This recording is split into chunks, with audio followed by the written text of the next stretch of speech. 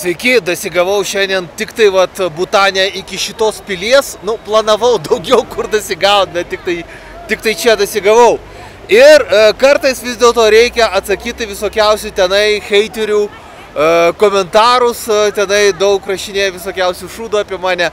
Tai pirmas komentaras, matau, žmogus labai jaudinasi dėl to, kad sako, kad aš galiu keliauti tik tai į tas valstybės, kurios nepasirašė su Lietuva ekstradicijos sutarties ir negali manęs pagauti policija. Ne. Aš apie tai iš tikrųjų jau esu pasakojęs. Aš esu gavęs Baltarusijos politinį prieglobstį ir Baltarusijos politinio prieglobsčio pasą. Su šito pasu aš galiu keliauti po visą pasaulį ir niekur manęs negali sulaikyti jokia policija dėl to, kad Baltarusijos vidaus reikalų ministerija priėmė sprendimą, kad visi kaltinimai man, baudžiamieji iš Lietuvos, yra politinis žmogaus teisių gynėjo persekiojimas. Tai dėl to aš galiu keliauti laisvai po visą pasaulį su tuo baltarusišku pasu ir su juo, tarp kitko, aš atvykau ir į Butaną, kur taip pat manęs negalima sulaikyti. O dėl Europos, kai kurie ten heiteriai tenai labai jaudinasi, kad aš negaliu atvažiuoti į Europos Sąjungos valstybės. Tai netiesa, mano YouTube'e iš tikrųjų dauguma video yra nufilmuoti Monake. Į Monaką galima patekti tik tai per Prancūziją. Daug video Niderlanduose, Šveicarijoje, visur Europos Sąjungoje, tai čia tikrai yra nesąmonė, tai yra toksai pavydas, juodas. Matau, kaip žmogus burbuliuoja, bet ne, aš galiu keliauti po visą pasaulį. Ačiū Jo ekscelencijai Aleksandrui Lukašenkai. Net jeigu man dabar iškels baudžiamą bylą dėl išprievartavimo, net dėl to negalės niekur manęs sulaikyti, net Niderlanduose arba Belgijoje arba Prancūzijoje, kur aš taip pat esu pakankamai dažnai, kai nesu Azijoje, pavyzdžiui, kaip dabar. Tai yra bendras Tibeto pilių stilius. Tibeto pilis yra tokiam stiliuje, tai yra dzongas vadinamas.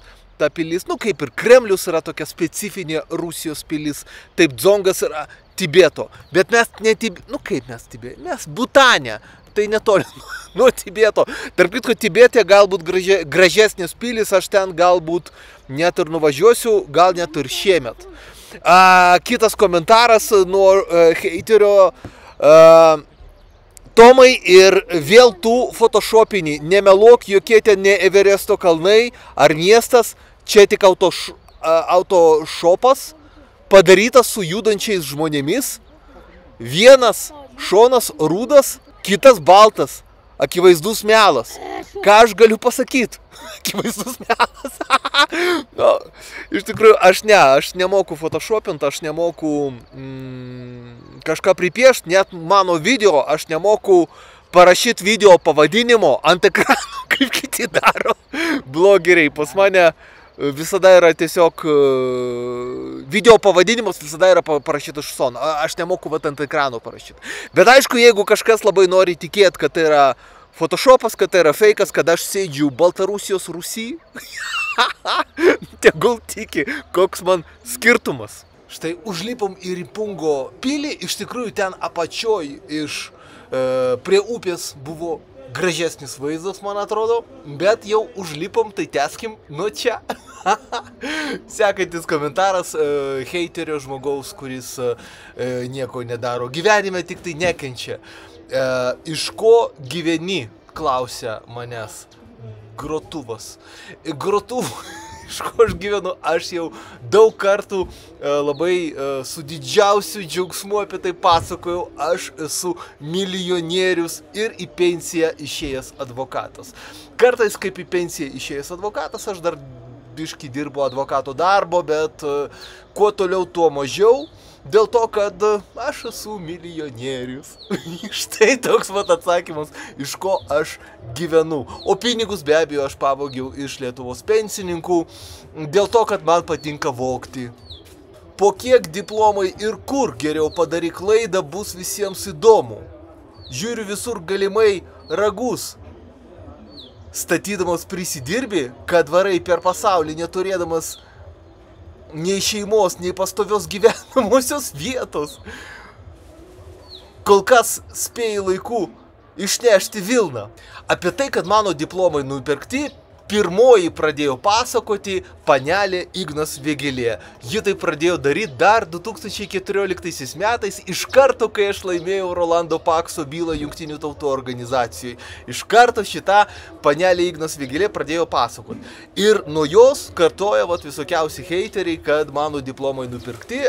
Sorbonoje neįmanoma nusipirkti diplomo. Tuo labiau mano daktaro disertacija yra netgi paskelbta nemokamai internete, 850 puslapių, visus labai raginu downloadint ir skaityt. Labai genialiausia disertacija iš tikrųjų teisinio realizmo srityje. Per visą teisinio realizmo egzistavimą iš tikrųjų. Aš nemačiau, ne rimtai dabar šneku, protingesnės disertacijos iš viso daktaro nebūna. Raginu visus eit skaityt. Panelė Ignas Vėgėlė tada buvo labai supykus, kad aš tapau profesorium, kai man buvo 31 metai. Ir aš tapau profesorium ne per lovą, kaip panelė Ignas Vėgėlė. Nes visi žino, kad panelė Ignas Vėgėlė, jinai pati jaunystėje mylėjosi su daug vyresniais vyrais, 30-40 metų vyresniais vyrais, kad taptų ten, kad pasiektų kažką gyvenime. O dabar, kai panelė Ignas Vėgėlė pati yra labai sena, jinai mylisi su berniukais. Tai yra psichinis sutrikimas. Ir kiek aš apie tai pasakoju, ir kiek yra labai daug berniukų, kurie pasakoja, kad panelė Ignas Vėgėlė prie jų priekabiavo. Nepaisant to, niekas apie tai nepasakoja, niekas apie tai nežino, tik tai aš vienas.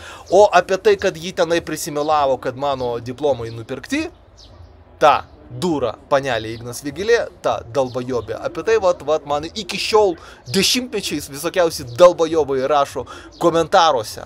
Aišku, anonimai dalbajobai, dėl to, kad, atvirai, tik tai anonimiškumas suteikia jiem drąsą. Panelė Ignas, net panelė Ignas Vėgėlė šito nepasakoja atvirai. Jinai skleidžia šitą melą visiems, bet kad ji atvirai pasakytų, kaip aš sakau, kad jinai pedofilė, ji to nedaro dėl to, kad žino, kad aš padosiu į teismą ir laimėsiu prieš ją. O kai aš sakau, kad jinai pedofilė, jinai nieko negali padaryti, nes tai yra tiesa ir ji žino, kad jeigu mes eisim į teismą, jai bus chujovai. Panelė Ignui Vėgėlei bus chujova, nes aš labai nemėgstu pedofilų, o jinai yra pedofilė. Žiūriu visur galimai ragus statydamas prisidirbi, kad varai per pasaulį, neturėdamas nei šeimos, nei pastovios gyvenamosios vietos. Kol kas spėjai laiku išnešti Vilną. Ai. Aš visada sakiau, kad lietuviai yra labai durna tauta, viena iš durniausių pasaulyje. Iš tikrųjų, durnesnių yra, bet iš tokių komentarų aš matau, nes jų yra pakankamai daug. Aš biškį pratrinu tos komentarus, bet kartais galvoju, gal atsakysiu. Tai dabar dėl to, kad aš visur padarau nusikaltimus ir dėl to toliau keliauju, ne, aš kitur keliauju dėl to, kad man įdomu pažiūrėti pasaulį. Ta pati Butaną man yra labai įdomu pažiūrėti. Butanas turi brangiausias pasaulyje vizas. Viza kainuoja $140, 20 valandų, kad tu praleistum Butane. 20 valandų. 140 eurų. Dolerių. Ir susisiekimas valstybėje yra labai prastas iš tikrųjų, bet valstybė atrodo geriau nei Indija, geriau nei aplinkinės valstybės, geriau nei Nepalas iš tikrųjų. Verta apsilankyti. Aš tik tai vienai parai čia atvykau ir daug ko nespėsiu pamatyti, dėl to, kad mano lėktuvas, dar vėlavo 7 valandas. 7 valandas vėlavo lėktuvas ir dabar tuo jau prasidės naktis. Aš tik tai šitą miestą spėsiu Butane apžiūrėti, nes rytoj man jau reikia skristi į naują valstybę. Į naują, Ne dėl nusikaltimo aš keliauju, aš apie tai irgi jau daug kartų šnekėjau, aš keliauju matyt dėl to, kad aš išaugau klajoklių kultūroje, kur yra normalu gyventi visur. Ir biški genai pas mane yra tokie, yra toksai DRD4-R7 genas, kai žmogus turi tokį geną, jis nuolat turi psichologinį poreikį keliauti. Lietuviai yra, aišku, sėslus žmonės, tai pas juos yra rečiau toks genas pasitaiko, dėl to lietuviai daug mažiau keliauja. Nu, o man kitaip neišeina dėl to, kad tai yra psichologinis poreikis. Dabar dėl šeimos aš vaikų galbūt ir neturiu, bet, nu, ir žmonos. Bet pakankamai dažnai aš keliauju su merginom, pavyzdžiui, Kinija, Filipinai, daug kur aš iš tikrųjų su merginom keliavau, Meksika, Kosta Rika, Belgija ir Vokietija. Bet taip, aš galbūt nevedęs, bet aš didelės problemos tame nematau, dėl to, kad aš milijonierius ir nevedęs čia, aš manau, kad tai yra didelis privalumas. Dabar mergaitė iš tikrųjų su manim negalėjo vykti kelionę būtent į Butaną, dėl to, kad jį tvarkosi popierius, stoja į universitetą. Kas iš mūsų pedofilas? Aš ar Ignas Vėgėlė? Ignas Vėgėlė yra pedofilė dėl to, kad jį mylisi su nepilnamečiais, o net jeigu mano mergina stoja į universitetą ir negali dėl to dabar keliauti, tai nereiškia, kad aš pedofilas, kadangi jį pilnametė. Į universitetą mes jau stojam, kai mes pilnamečiai. Tai taip, galbūt privalumas yra, kai tu esi 40-metis milijonierius, tame, kad tada merginai gali būti 20 metų mažiau, o nes kai man buvo 30 metų, tai aš negalėjau draugauti su mergina, kuriai 20 metų mažiau. Tai blogę savo aš paprastai nerodau nieko išskyrus save. Vieną kartą tik tai, kai su Audrium Naku darėm laidą, mano mergina praėjo man už nugaros, dėl to, kad ji galvojo, kad dar nefilmuojama. Bet nieko, labai gerai. Labai gerai. Tik tai vienas taip pas mane yra video su mergina. Bet, blėt, nu jis man pavydė tiesiog, kad aš labai turtingas ir nevedžiu. Viskas yra labai gerai. Pastovios gyvenamosios vietos, tai aš turiu 3 pastovias gyvenamasias vietas. Nu, pardon, 3. Monakas, Panama ir Nyderlandai. Iš tikrųjų dauguma, pirmoje vietoje pagal mano video, mano kanale yra Monakas. Ten yra nufilmuota daugiausia video. Antroje vietoje yra Panama. Aš dabar gal skrisiu į Panamą, tai Panama gal aplenks Monaką. Ir Nyderlanduose mažai yra nufilmuota video. Mažai. Ir ten jau toks atotrukis nuo Monako ir Panamos, kad taip ir liks, man atrodo, Nyderlandai. Nors aš labai myliu Nyderlandus, tai yra mano tėvynė. Ir labai myliu Nyderlandų kalbą ir taip toliau. Kol spėjai laiku išnešti Vilną. Ne.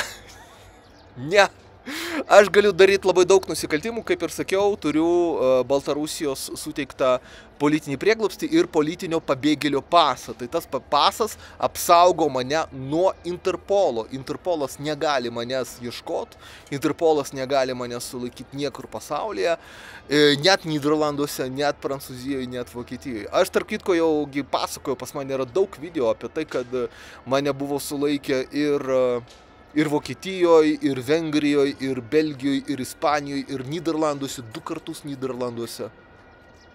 Ar Vokietijoje 2 kartus? Italijoje tikrai 2 kartus. Ir visada paleidžia dėl to, kad aš turiu, Baltarusijos išduoda politinio pabėgėlio pasą. Tai tas pasas man jis yra daug geresnis nei Lietuvos pasas. Dėl to, kad su juo neįmanoma žmogaus sulaikyti. Policija visam pasaulyje negali sulaikyti. Tai vat, tame yra privalumus. Ne, klysta, heiteriai, netiesa. Na ir kitas komentaras, vaikinė pagirūnė, kiksmažodžių per daug. Tave girtų ir pagarbiai atsilieptų kiti žmonės, tuomet puiku, bet ne pats save. Bet ne pats save. Žiūrėkite, dėl keiksmažodžių pas mane yra atskiras video, o dėl to, kad aš pats labai gerai apie save kalbu, taip yra dėl to, kad aš laimėjau Rolando Pakso bylą. Įvyko tokia nelaimė mano gyvenime 2014 metais, reiškia, laimėjau Jungtinėse tautose, prieš tai dar buvau 11 metais laimėjęs Rolando Pakso bylą Europos žmogaus teisių teisme ir tuo aš tapau geriausių advokatų lietuvių tautos istorijoje. Ir kadangi įvyko tokia nelaimė, laimėjau Rolando Pakso bylą, nuo tų laikų apie mane Lietuvos žiniasklaida rašo tik tai šūdą, dėl to, kad jie žino, kad aš galiu laimėti bet ką. Ir Lietuvos žmogaus teisių pažeidinėtojams, tai yra Lietuvos valstybei, tai yra labai blogai. Ir panelė Ignas Vėgėlė taip pat pradėjo tą puolimą, reiškia tą šmeižtą, iš karto po to, kai aš laimėjau Rolando Pakso bylą. Pažiūrėkit, davai taip pažaidžiam, suraskit bent vieną šūdą, kurį pasakytų apie mane panelė Ignas Vėgėlė, iki man laimėjus Rolando Pakso bylą. Nebuvo niekur šita mergaitė, Ignas Vėgėlė, gulėjo, bezdėjo, bet šūdo jokio nepasakojo apie mane. Viskas prasidėjo nuo Rolando bylos, Rolando Pakso laimėtos bylos. Ir po to prasidėjo pas mane daug kitų laimėtų bylų. Tai suprantat, tame ir esmė, kad niekada Lietuvos žiniasklaida apie mane nieko gero nepasakys, dėl to, kad jie žino, kad aš moku laimėti visas žmogaus teisių bylas. O kai moki laimėti visas žmogaus teisių bylas, nesuprantat, Rolando Pakso bylą nebuvo lengva laimėti. Dabar atrodo, kad Stanislovas laimėjo kaip pirštą apmyžo. Ne.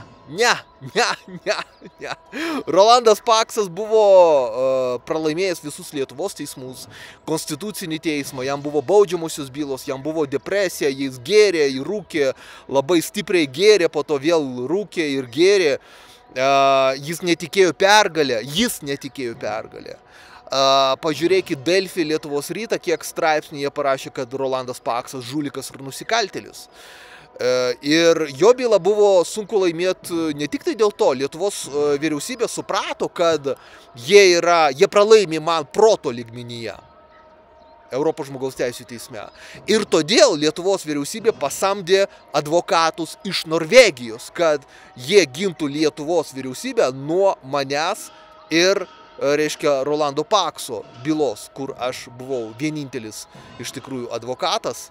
Nes kitų Rolando Pakso advokatų visi argumentai buvo atmesti be nagrinėjimo, tik tai mano buvo priimti nagrinėjimui. Tai be abejo, apie tokį žmogų kaip aš niekada Lietuvos propagandistai nepasakys nieko gero. Ir kas lieku aš. Aš galiu pats papasakoti apie save labai daug gero, genialaus, nes o tai ar yra dar kitas žmogus, kuris parašytų tokią istorinę, protingiausią daktaro disertaciją Sorbonui, kuri pakeistų pasaulį, kuri reformuotų Amerikos teisinį realizmą. Ne, tik aš moku tai padaryti. O panelė Ignas Vėgėlė moka tik tai Bibį įkišt berniukui į užpakalį. Daugiau jinai nieko nemoka padaryti. Taip, panelė Ignas Vėgėlė turi pimpalą. Naujiena, bet tai yra tiesa. Ji iš tikrųjų turi penį. Tai todėl labai gerai yra pačiam apie save labai gerai šnekėt. Kuo daugiau apie save gerai šnekėt, tuo yra geriau. Prisirašykite prie mano kanalo, o jeigu jums reikia parašyti skundą į Europos žmogaus teisių teismą arba aukščiau į Jungtinių tautų organizacijos, teisminės institucijas, parašykite man e-mailą arba paskambinkite per WhatsAppą.